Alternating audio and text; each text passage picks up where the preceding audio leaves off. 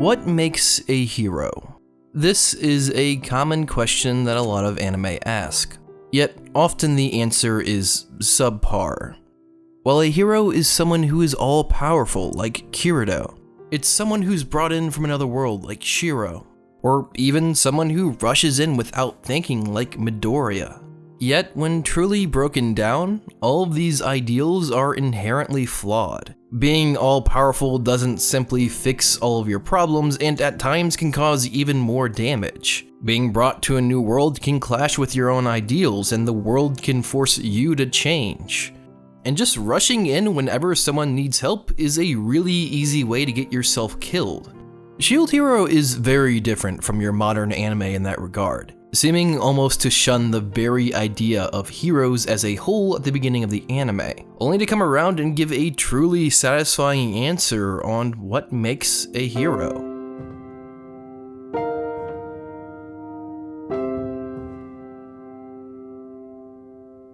Naofumi is an average guy from Japan whom, while reading a book, gets teleported to another world. In this other world, he finds that he is one of 4 summoned heroes: the Sword Hero, the Spear Hero, the Bow Hero, and finally the Shield Hero.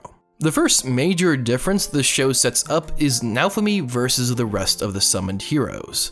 Each of the other 3 heroes not only got classes that could be offensive, but the other 3 characters were net gamers back in Japan and have a ton of knowledge on the supposed world already. Naofumi, being your average non-gamer, is quickly lost on the common etiquettes of online gaming, which leads him to his big fall. Basically, he is set up by the king and his one companion to be robbed, framed for rape, and then ostracized by the entire world, turning him from your average character who was just trying to get stronger into someone who begins down the path of becoming an anti-hero. I mean, he buys slaves, he threatens people, and just overall goes behind people's backs to do whatever he must to get levels. And that's basically the first half of the show. But something quite interesting happens. As a man with no honor who is hated across the land, along with having no prior knowledge of the world, he's able to more closely see what is wrong with each village he goes to, often showing up after one of the other cardinal heroes arrived and supposedly helped, only to find the villages almost completely ruined. They often went into these areas and solved their problems with video game logic instead of real-world logic. For instance, when the Sword Hero came in and killed the dragon, he just left without much thought. The Sword Hero didn't think about removing the body, leading to a horrible stench that turned into a curse and poisoned all of the villagers. The cherry on top, he left it there for so long that the dragon turned into an undead and would have surely killed the remaining villagers if Naofumi hadn't shown up in time. And this happens over and over again with the Bow Hero's rebellion and the Spear Hero's magic seed. Naofumi shows up and does the best he can to help the remaining villagers recover. Each of the supposed heroes are quick to assume that they already know the solution to the problem they are facing and don't put much forethought into it, often even forgetting that the people of this world are not merely NPCs and are in fact living characters with lives and motivations. The 3 of them quickly fall into this trap of thinking that they are these heroes who could do no wrong, which makes these characters even more susceptible to the plots of the major antagonist of the series. Even after Naofumi goes out of his way to help all of these people, he's still brought back to the capital and shamed even further, forcing the removal of the slave pack he had put on Raphtalia and being cheated in a duel against the Spear Hero. Yet none of the heroes are suspicious because they fail to see that there are other characters with motivations besides the 4 cardinal heroes.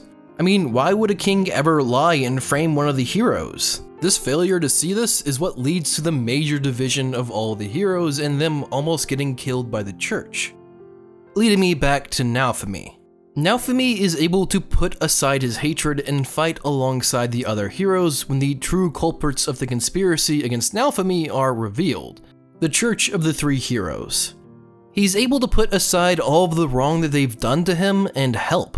Not only that, but when it's time for the final retribution, when the fight has been won and the king and the woman who claimed Naofumi raped her have their heads on the chopping block, he stops the execution and chooses mercy. Naofumi finally turns into a hero, the first of the cardinal heroes to become a true hero.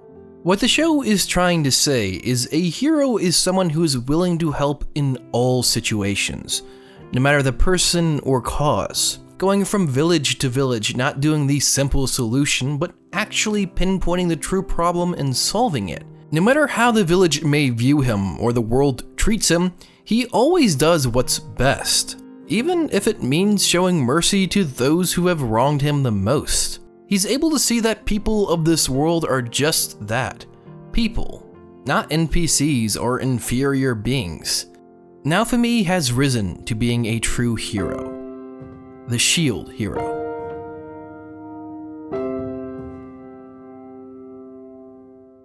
Thank you guys so much for watching, and if you enjoyed the video, make sure you guys subscribe. I know, it's actually been a hot minute since I've done a video on Shield Hero, but I'm actually kind of glad I waited because I really wanted to cover this topic, and I kind of got to do the whole entire series in one go. Or at least that character arc. Well, a huge thank you to my patrons, you guys are my heroes. Speaking of which, if you're interested in joining our editing live streams, or jumping into our exclusive Discord, or simply supporting the channel, feel free to join me on Patreon. Make sure you guys share, like, comment, and subscribe. This is Manime Matt. Make sure you guys say man and go watch that goddamned anime.